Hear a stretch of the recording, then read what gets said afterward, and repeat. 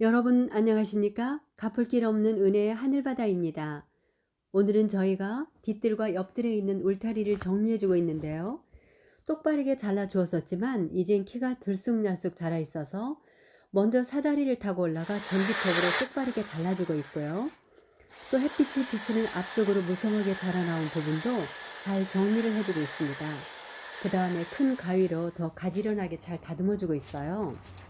옆들에 있는 나무들은 몇 년 전부터 나뭇가지에 흰색의 콩알 같은 것들이 생겨서 기하급수적으로 늘어나더니 온통 흰색으로 뒤덮어 잎새들을 죽게 만들어 저렇게 흉하게 변해버렸어요. 그동안 해충 제거약을 여러 번 뿌려줬지만 거의 효과가 없다가 드디어 한국의 해충 제거제의 효과가 훨씬 좋아서 얼마 안 가 그 흰 것들이 많이 죽게 되어 아직은 듬성 빈 공간이 많지만 다시금 새로운 잎사귀들이 제법 많이 솟아나와서 얼마나 기쁘던지요. 또 이 영상에서처럼 주인이 아끼고 소중히 여기는 동백나무가 햇빛을 잘 받도록 하기 위해 바로 앞에서 무성한 잎을 자랑하던 포인세티아 나무를 사정없이 싹둑 잘라버리고 저렇게 밑둥에 있는 가지만 남겨두기도 하는 것입니다. 이렇게 나무 손질을 할 때마다 제가 느끼는 것은요. 가장 바람직하고 아름다운 모습으로 만들기 위해 가차없이 가지를 쳐버리고 싹둑 자르기도 하는 나무 주인의 마음은 바로 하나님의 마음이 아닐까 생각하곤 한답니다. 나무는 아프게 잘리워지고 싶지 않지만 그냥 햇빛 있는 쪽으로만 계속 자라고 싶지만 그 주인이 보기에 그것이 결코 바람직하지 않기에 그냥 사뭇 가지들을 잘라버리고 쳐내고 마는 것이지요. 그러나 또 한편 병든 가지를 살리기 위해 정성을 다해 치료제를 뿌려 회복시키려는 노력 또한 사랑에서 나온 것일 테니까요. 곧이어 저는 예수님께서 니고데모를 통해서 말씀하신 거듭남에 대해 생각을 하게 됩니다. 진정으로 거듭남을 경험했을 때에야 비로소 우리는 진정으로 예수님을 따르는 그리스도인이라고 저는 감히 말하고 싶습니다. 그래서 오늘은 예수께서 유대인의 관원에게 직접 설명해 주신 거듭남에 대하여 말씀을 나누고자 합니다. 이제 우리는 그 유명한 예수님과 니고데모의 만남의 장인 요한복음 3장의 배경 속으로 들어가 보겠습니다. 니고데모는 드디어 예수님을 찾아가기로 결심을 하고 개인적으로 면담을 하기 위해 도시가 잠이 들어 조용할 때까지 기다렸다가 예수님을 찾아갑니다. 아주 공손하게 서두를 꺼냈겠지요. 랍비여, 우리가 당신은 하나님께로서 오신 선생인 줄 아나이다. 하나님이 함께하지 아니하시면 당신의 행하시는 이 표적을 아무라도 할 수 없음이니이다. 그의 외양이나 태도에서 분명 높은 지위의 바리새인임을 틀림없이 아셨을 텐데 예수께서는 급하게 직접 요점으로 들어가시지요. 진실로 내게 이르노니 사람이 거듭나지 아니하면 하나님 나라를 볼 수 없느니라. 그동안 변화할 필요가 없다고 여겨왔던 자신에게 거듭나지 아니하면 하나님 나라를 볼 수 없다는 뜻밖의 돌직구를 들은 그는 은근히 기분이 상했겠지요. 순간 그는 풍자가 가득 섞인 말로 대꾸를 합니다.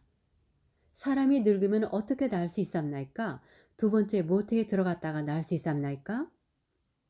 예리한 진리가 양심을 찌를 때 많은 사람이 하는 것처럼 그도 성령의 일을 받지 않고 육에 속한 속성을 드러냈습니다.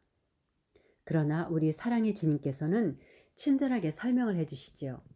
두 번째로 모태에 들어가는 것이 아니라 물과 성령으로 거듭나야 하는 필요성에 대해서 말입니다. 육신의 생각은 하나님과 원수가 되나니 본성을 변화시키는 일, 즉 자신과 죄에 대하여는 죽고 전혀 새로운 생명으로 거듭나야 한다는 의미였지요. 아직 갈피를 못 잡고 있는 그에게 예수께서는 이러한 변화는 오로지 성령의 역사에 의해서만 가능함을 자상하게 바람을 예증으로 설명하십니다. 바람이 임의로 불매 내가 그 소리를 들어도 어디서 오며 어디로 가는지 알지 못하나니 성령으로 난 사람은 다 이러하니라.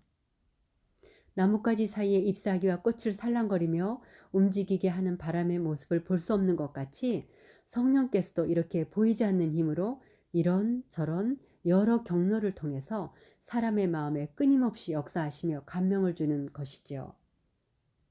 그러다가 가장 최적의 순간에 성령께서 더욱 직접적으로 호소를 하시며 우리의 마음을 사로잡을 때 우리는 기쁘게 우리의 그동안의 죄된 생애를 온전히 예수님께 바치고 회심함으로 하늘로부터 오는 참된 화평 가운데 그동안의 죄악적인 생각과 악한 행위와 인연을 끊게 되며 하나님의 형상대로 새로운 피조물로 거듭나게 되는 것입니다. 니고데모는 어찌 이런 일이 있을 수 있나이까? 영문 성경에는 어찌가 어떻게 how로 되어 있습니다. 어떻게 이 일이 될 수 있나이까? 라고 성취시키는 방법을 더 궁금해합니다. 바로 예수께서는 정확한 예시를 들어 십자가로의 접근을 유도하시지요. 모세가 광야에서 뱀을 든 것 같이 인자도 들려야 하리니 이는 저를 믿는 자마다 영생을 얻게 하려 하심이니라. 이것은 니고데모가 익히 잘 알고 있는 구약의 광야에서 일어났던 사건이었었지요. 이스라엘 백성들이 뱀에 물려 죽어갈 때 그리로 뱀을 만들어 높이 올려놓고 그것을 쳐다보는 자마다 놀랍게도 살아났던 사건으로서 이제 얼마 후에 일어날 십자가에 높이 들리우실 예수님을 바라보므로 우리가 거듭나고 영생을 할 수 있음을 예표하였던 것이지요. 그날 밤의 만남에서 분명 깊은 감명을 받고 돌아갔음에 틀림없는 니고데모는 산헤드린 회의에서 예수님을 죽이려는 제사장들의 음모를 거듭 좌절시켰습니다. 그러다가 드디어 예수께서 십자가에 달리셨을 때 모세가 광야에서 뱀을 든 것 같이 인자도 들려야 하리니 라는 그날 밤의 말씀의 빛이 십자가 위를 환히 비칠 때 그는 바로 그 예수께서 세상을 구원한 구주임을 확실히 깨닫게 되었습니다. 그리하여 제자들마다 두려워하던 때 담대하게 전면으로 나서서 예수님의 장례를 위하여 엄청난 예물을 가지고 나오게 되지요. 예수님과의 은밀한 만남의 밤에 들었던 참된 거듭남의 의미를 십자가상에서 온전히 깨닫게 된 것이었습니다.